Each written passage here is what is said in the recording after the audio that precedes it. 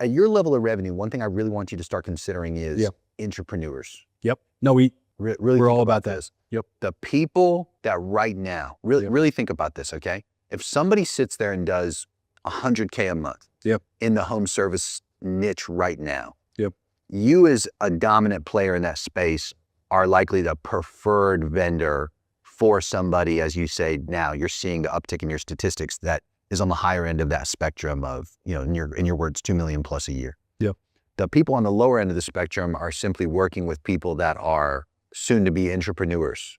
They are fed up with that type of client that you're talking about. They know that that's who they're actively working with. And when I say they're fed up, they just don't like dealing with the 360 of it all. They don't like dealing with the sales, the marketing, the fulfillment, the nag of the clients, the relationship management, if you want to call it that. And this type of person is very, very persuadable to say, look, I can pay you close to what you're making now, if not more than that, depending on what level we scale this thing up to together. And this becomes your person, if not your people, if you have a few of these types of guys, because they work great in numbers too.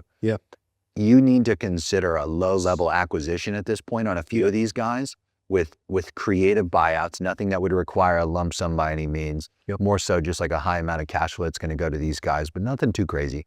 That way you have the exposure to that demographic, to your point, under a completely different brand with a completely different face. That way you remove the reputation risk. And I want to tell you what, somebody who comes along with these PE guys, you being bought out eventually at that 10 mil EBITDA number that you have is highly probable with the current path that you're on now.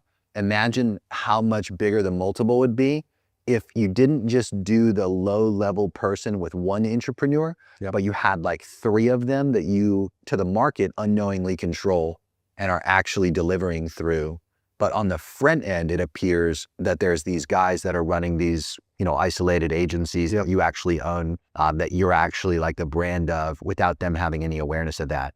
And these people operate with your systems, your back end, your awareness, your knowledge, your staff, your systems, your ability and your skills, simply put, your talent. But on the front end, there'd be no awareness of that at all. I would really consider that if I were you. We had been looking into that, so that's a great golden nugget right there. I would do it more than once. I'd do it like 3 to maybe even upwards of 5 times, because then those PE guys, when they come in, first of all, it's a sophisticated approach. They do the same thing all the time to give the illusion of choice in a market, when in reality they control, let's say, 80% of a local market.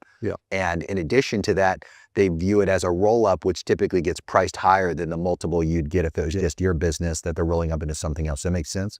Makes perfect sense. That'd be a great play to maximize the exit value you'd get. And the PE guys were like capital allocators, and we have that background. They love that shit, those guys.